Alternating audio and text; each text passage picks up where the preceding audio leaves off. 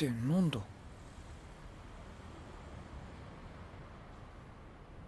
たまんねえ。純粋でウブな中学生の恋ってなんだ。かーマジかー、たま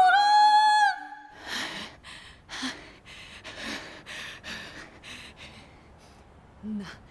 なるほど。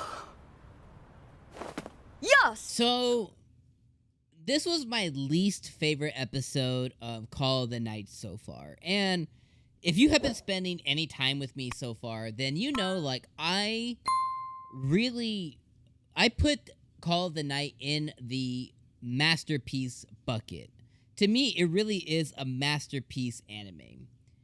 Even when it comes to masterpiece anime, and some anime that come to mind more recently, Mushoku Tensei, My Dress Up Darling, Horimiya, and this is personal opinion, that those are some of the anime that I would regard in the highest regard being a masterpiece. And every one of those anime had an episode that I wasn't completely high on.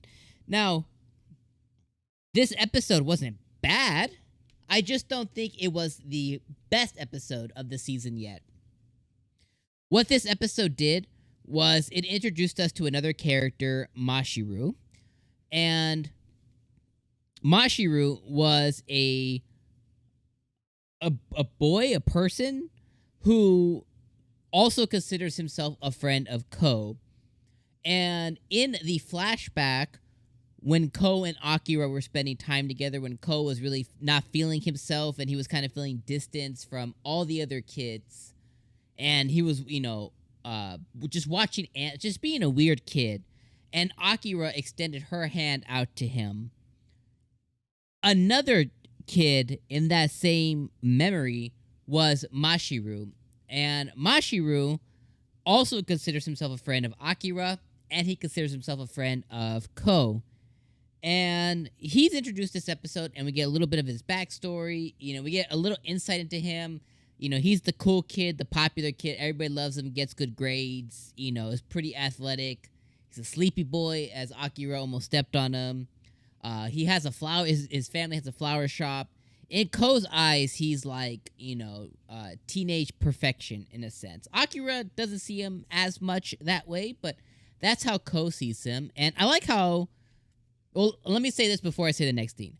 Any episode with Akira is a good episode. I need Akira. I love her. I think she's awesome, and I would love if KOU would just date Akira. We know it's not going to happen. That's not the story. But I love her, and I hope that maybe he has a three-way, not like three-way, but maybe that too. But I hope he has like a three-way relationship between Nazuna and Akira.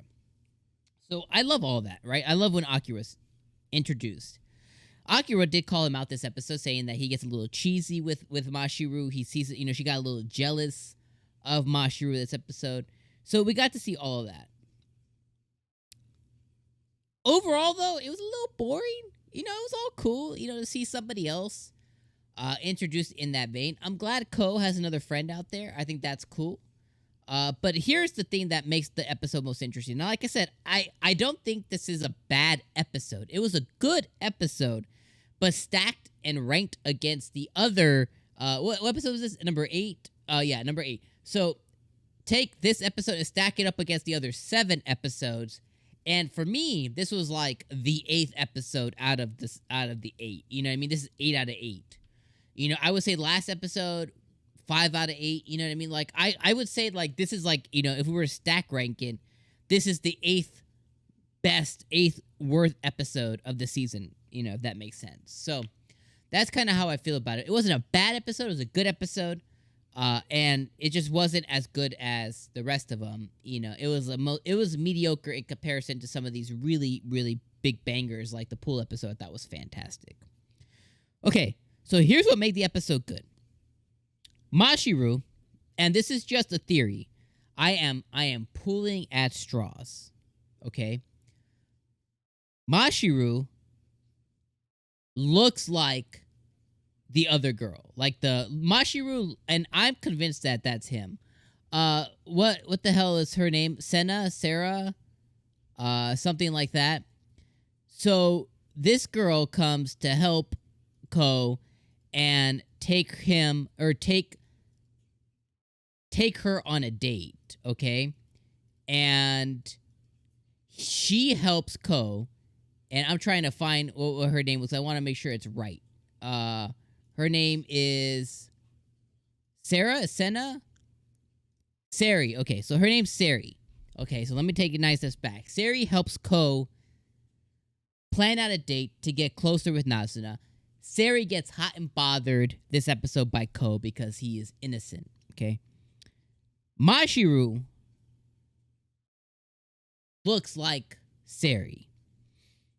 I am this close to being damn near convinced that Mashiru is Sari. The other option that I have is Mashiru has a sister, and that is Sari. One of the two things, this dude looks too much like this vampire girl.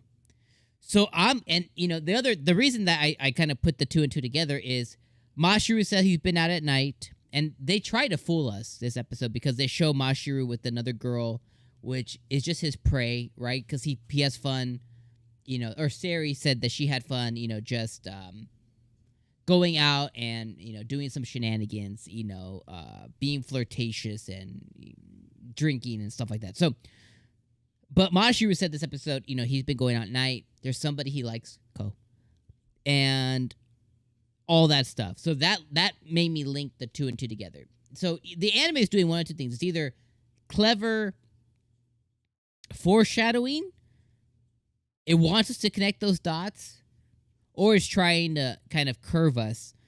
So my theories are one of two things. Either Mashiru is a crossdresser and a vampire. So my theory is Mashiru is a vampire. Mashiru is this Sari person. Mashiru has another persona in his vampireness as this Sari person. And the person that he likes, based on last episode's shenanigans now, is Ko. Regardless, I think Mashiru likes Ko. Maybe not romantically, but he does like him. But that's my theory is Mashiru is a vampire. He is this Sari person, and he likes Ko. Okay. That's the obvious one. The opposite is the reason Mashiru looks exactly like Sari is Mashiru has like a sister, and the sister is Sari, and maybe Mashiru knows about her and takes as a vampire or something. That's the other option. But I'm going to leave you guys in those thoughts. You let me know what you guys think about that theory. The last thing I'll say is, at the beginning of the episode, we did cover what happened last week, where all the vampire girls, the vampire harem, they advised Ko, like, hey, you got 1 year, bro. As soon as a vampire bites you, you got 1 year to get turned. If you don't get turned into a vampire, you're just fodder. You can't get turned into a vampire anymore. And then Akira enlightens Ko, letting him know, like, hey, they know they gonna kill you after 1 year. Or eat you, whatever. So, he has 1 year. That's his time frame. All right, you guys let me know what you guys think about the episode in the comments below. Let me know if you think this is the most mid one out of the 8. Again, just stack ranking against this amazingness. That's my opinion, but let me know what you think. And I'll see you guys next week. Deuces.